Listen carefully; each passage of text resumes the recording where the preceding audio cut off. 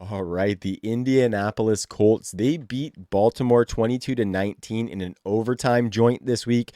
Gardner the Hardener had people at full mast with that W, and this Colts team's kind of risky, guys. They have many more useful pieces than we expected coming in. And if you follow the channel, you will have seen my week 1 video where I said that Anthony Richardson is a locked and loaded quarterback 1 play. He's coming back this week, it looks like, so you start him 100%, plug him and play him. The wide receiver volume has actually been really good for this team, where I did not think it was going to be coming into the season. Michael Pittman's currently the wide receiver 8 on the season. Love to see that with their kind of quarterback transition phase that they're going through right now. Fringe top 12 wide receiver for me rest of the season, Michael Pittman. What he's doing with a growing and transitioning offense tells me that when this offense is a little bit more established, he can do a lot more than what he's doing right now. So I love Michael Pittman for the rest of the season.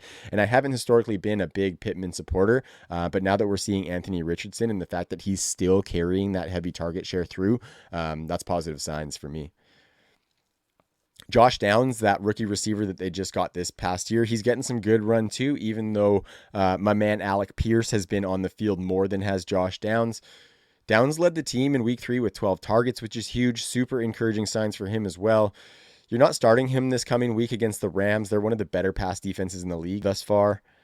But after that, they get the Titans and the Jags, who are 2 of the worst pass defenses in the league. So I think there's a nice little stretch upcoming where Josh Downs, if you add him this week for free, potentially on your waiver wires or super cheap in fab, he could increase that value as we come into those cake matchups for him, like what we're seeing from Josh Downs. I will say I do think that these receivers could be a little bit touchdown capped with the Colts' focus on the run game and the inevitable lumps taken by rookie Anthony Richardson. We also saw in week 1 a little bit of a tush push play from Shane Steichen to get Anthony Richardson in for a touchdown. But I think you're happy with the results thus far for these pass catchers. Keep your eye on Kylen Granson. Don't add him now, but he has been getting some targets in that offense, especially with Anthony Richardson in the first couple of weeks. So Kylen Granson as a tight end who's going to get targets, which is basically all you want among the tight end landscape. Kylen Granson could be a speculative for the next couple of weeks with that cake schedule as well, but I wouldn't be adding him just yet. See how it shakes out when Richardson comes back for sure. Okay, the running back room. That was something else with Zach Moss, 30 carries, over a C note, and 2 touchdowns in week 3. And he's always been kind of a short-term proposition with JT set to come back, hopefully. But yeah, with Zach Moss being that short-term proposition, I would definitely be looking to put him into a trade off that big performance. I could hurt your running back room. There's been a lot of injuries, and he might be a piece that you're relying on right now. But if you can package him in a trade to upgrade a position, I think you should probably look at doing that, because when JT comes back, he's going to just be a net zero.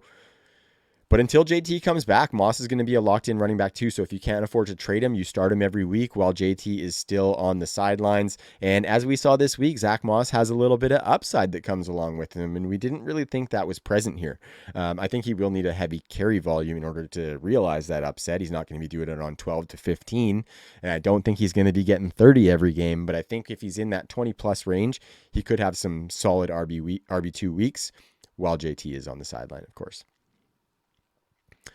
And of course, Jonathan Taylor, the elephant in the Indianapolis Colts locker room. I'd be going out there and looking to buy.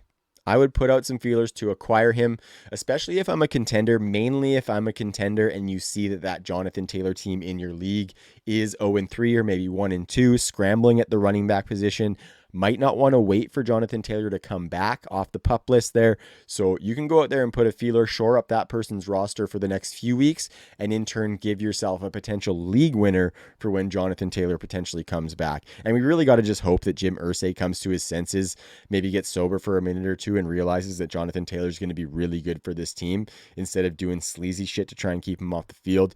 But you've got to just kind of assume positivity, even though with Jim Irsay, that's kind of a hard thing to do. So, like I said, Jonathan Taylor could come back and be a league winner. So I think you go out and put some feelers out for him in your league if that's something that seems reasonable for your roster and for the roster that you'd be acquiring from.